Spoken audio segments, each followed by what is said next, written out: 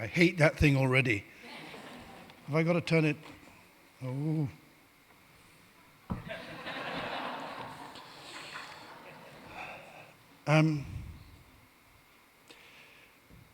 There's a play I wish I'd written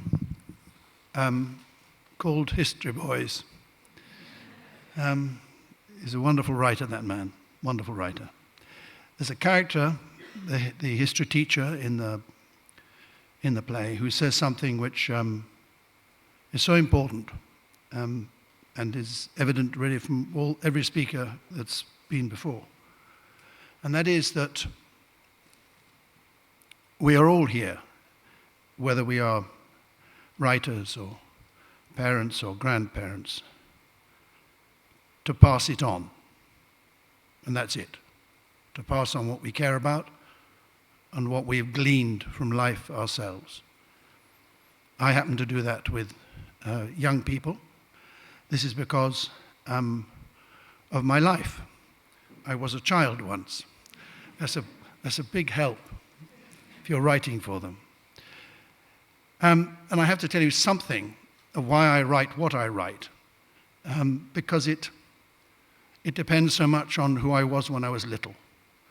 I was a war baby. I was born in 1943, and so grew up just post-war, no knowledge or understanding of the war at all, but played in bomb sites, saw legless soldiers sitting on streets with their medals and a dog, and there was rationing and there was fog and all those cliches we know about, but actually were true, and the world was grim, and the people were grim. Children think it was grim, it was just normal. But the parents had been through trauma, the friends, family, they'd all been through trauma. And as a child growing up, your first taste really of how this world was a view of the damage of war, the bomb sites we played in, the visitor who came, which he did once every 6 months, and I dreaded it because he had been shot down or crashed, I never found out which, in his plane, and he'd been really badly burnt on the side of his face and his fingers. And when he came for tea, my mother would always say, "Michael, last time Eric came, you did what I told you not to do. You stared at him. Don't do it this time." And so what I did, I had a kind of a way of getting around it. I would look at his watch chain and fix my eyes on his watch and his watch chain so that I didn't look at his face. But bit by bit, my eyes traveled up the watch chain, and sooner or later I was just looking at this scarred face and the eye that was hardly there and the fingers that were missing. So what was I? I was 6, I was 7, and this was evidence, flesh evidence of what war did to people. I didn't know anything much about it after that, except that I had 2 uncles.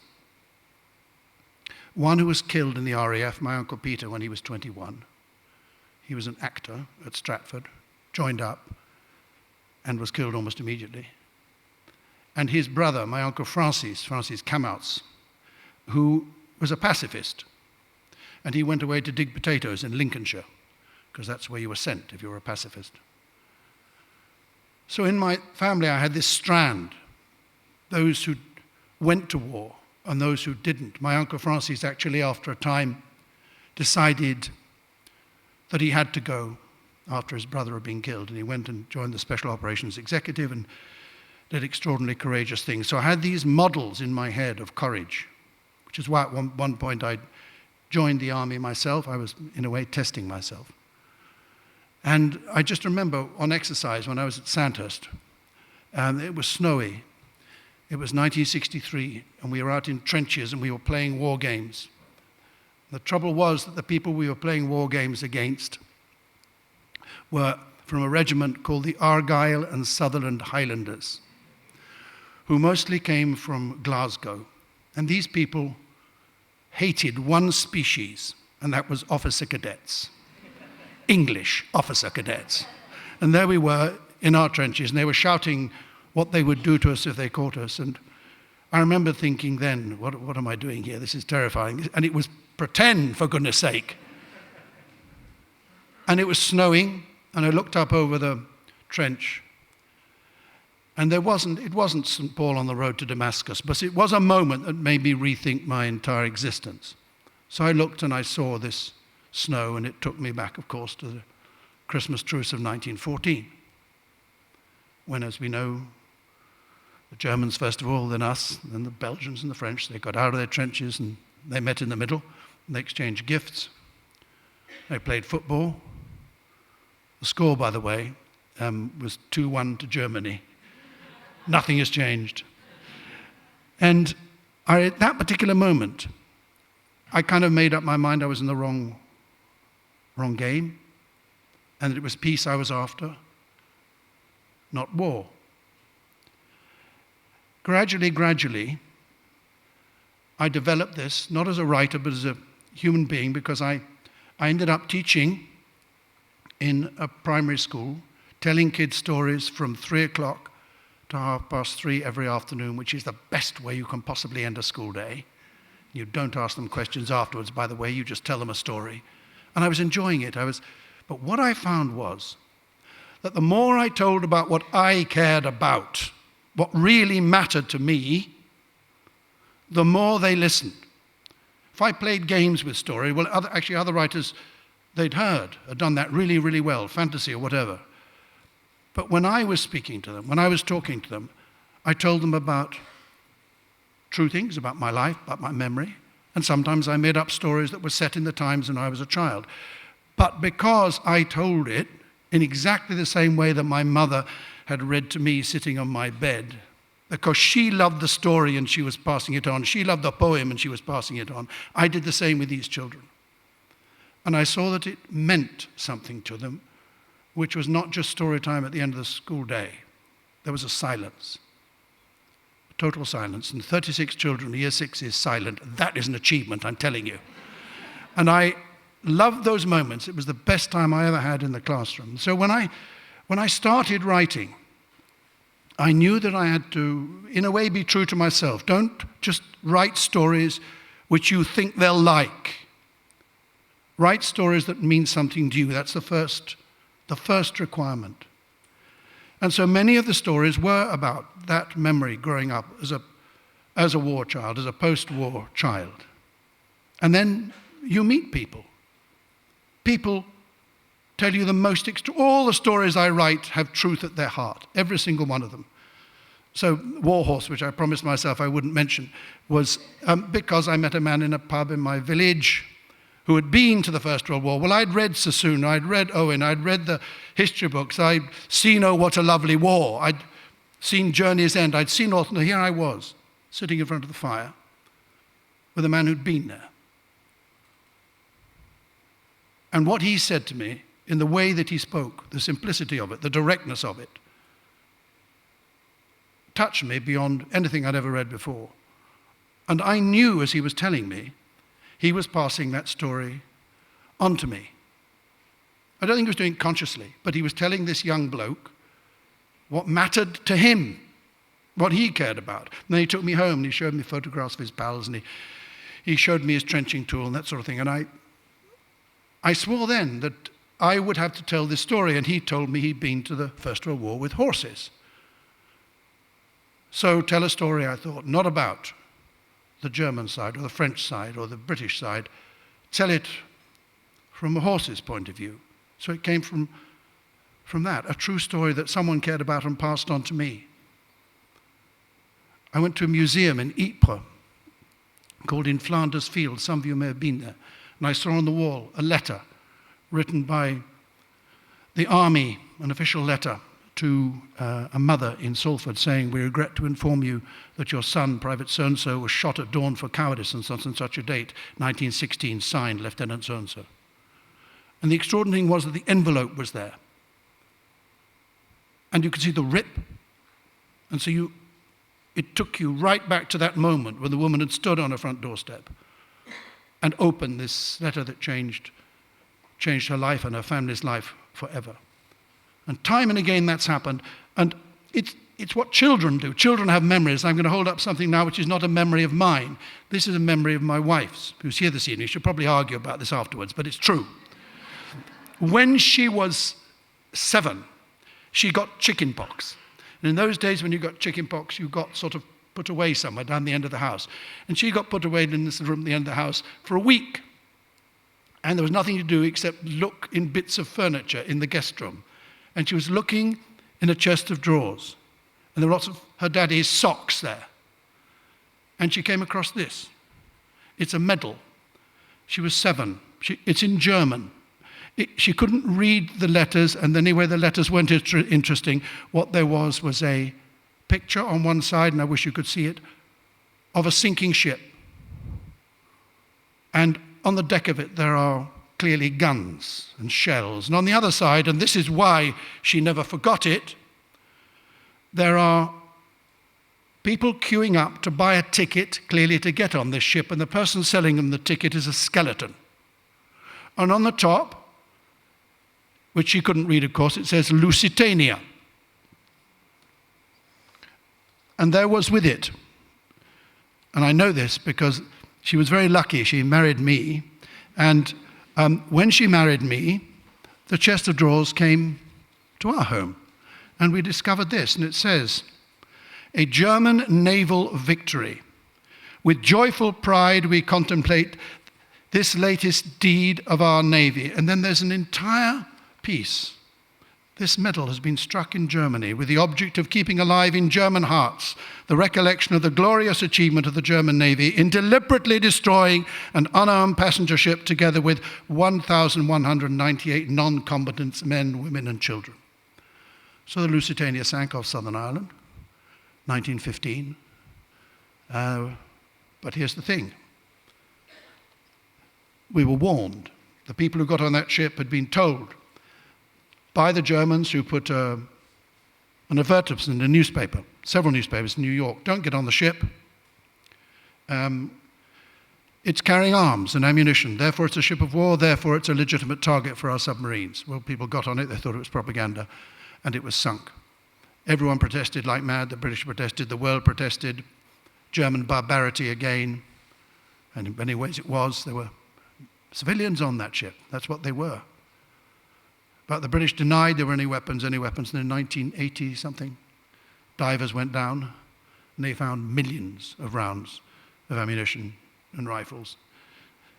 So the point of that, I suppose, for me is this, that when you're telling stories, doesn't matter whether for younger people or older people, you tell them straight, and this is a complicated thing. There is propaganda, there's truth, and there's half-truth, and there's false truth, and all that must come through as well.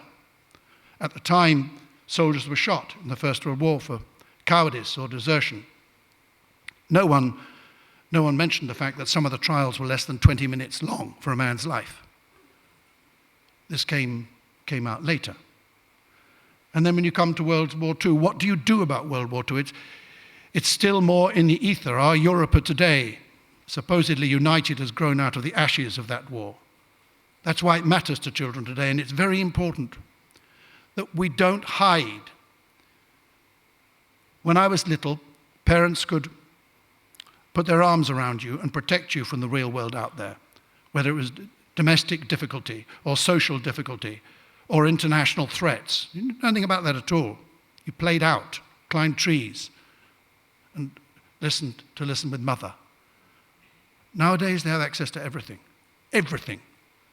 So your books, it seems to me, have to reflect the complexity of the world, the truths and the half-truths. So, for instance, what do you do about the Holocaust? Do you simply wait till they're in their 20s and they can think about these things? No. Children died in those camps. Actually, the first person they ever know died in those camps as a child, Anne Frank. And what do they see on their televisions? Every night at the moment, they see Syrian children suffering, marching along dusty highways to who knows what. It's important that they know the depths of depravity and evil without thrusting it down their throats, without making it traumatic. I wrote a book called The Mozart Question. After a trip to Venice, walking over a bridge in Venice one night, there was a musician playing, and It was a beautiful night. We'd just been to a concert. This music was heavenly. And as we watched, we saw that the only person listening to this music was a little boy in his pajamas, sitting on his bike, and he had his chin resting like that, and he was just staring at this musician. And he was captivated. And you knew that was a life-changing moment. James mentioned this earlier on. This moment when you can be caught by something, and this child was, and we witnessed this moment. And the very next day, by accident, we ended up in the ghetto in Venice. So I came from this sublime moment of intense beauty and calm to the shadows of what had happened in that place all those years ago. And you can't avoid Hiroshima. You cannot. This happened. We still have a nuclear deterrent. We are still prepared to do that sort of thing, apparently. And it was done. And it was done to the Japanese. So within a story called Kensuke's Kingdom, I don't flinch from it. I have it told by a Japanese soldier who, there really was such a man, who found himself on an island in the Pacific for 27 years. Robinson Crusoe did 4. And anyway, this man was found and went back home. And in my story, he tells the story of the reason he stayed on the island, which is because he heard over the radio that Hiroshima had been bombed. And his mother lived in Hiroshima, his family were in Hiroshima. He had nothing to go back for. So it's this kind of intense importance for young people now to know the world. I was once approached by a girl in Amman in Jordan, a teenager. We'd just done a talk in a library. And she put up her hand and she said, "Sir, you write lots and lots of stories about old wars. I've got to shut up. Is it 2 minutes to go?"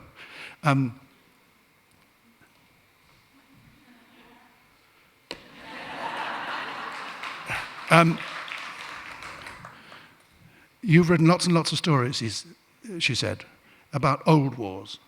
Why do you not address yourself to the wars of today? She's Palestinian.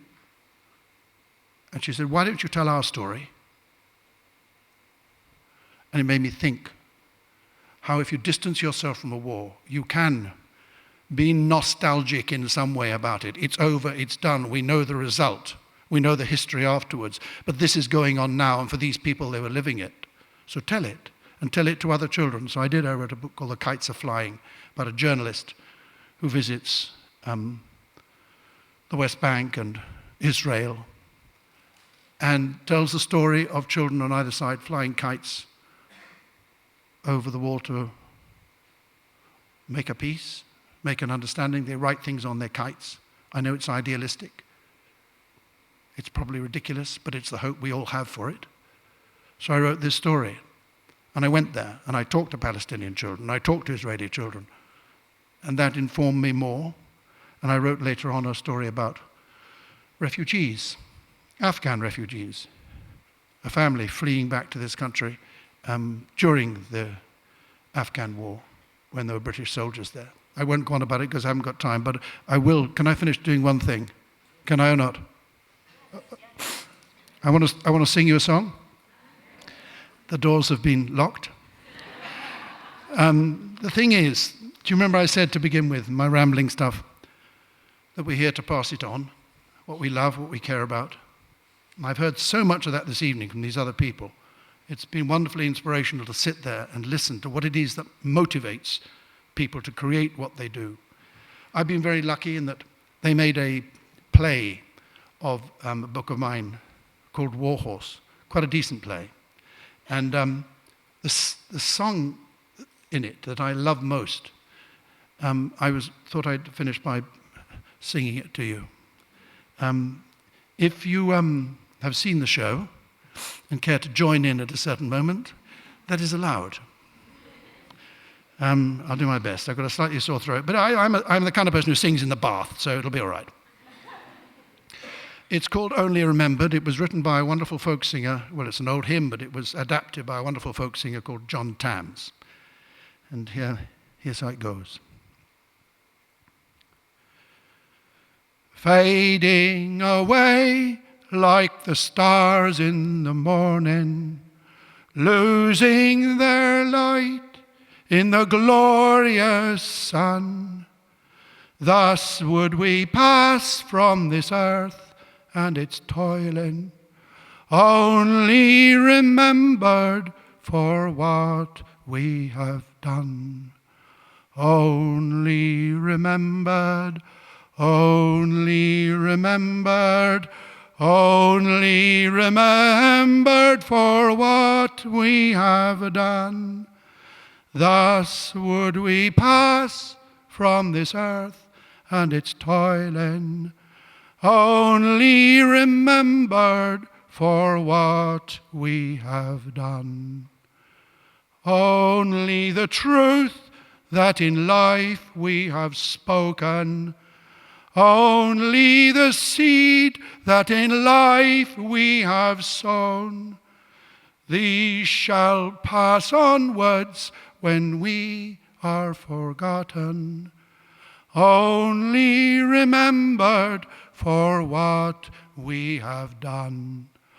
Only remembered, only remembered, only remembered for what we have done. These shall pass onwards when we are forgotten, only remembered for what we have done.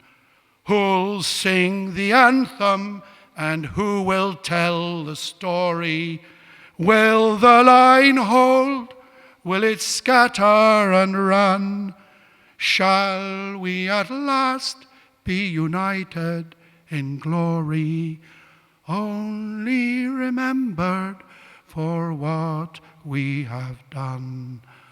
Only remembered, only remembered, only remembered for what we have done. Shall we at last be united in glory, only remembered for what we have done.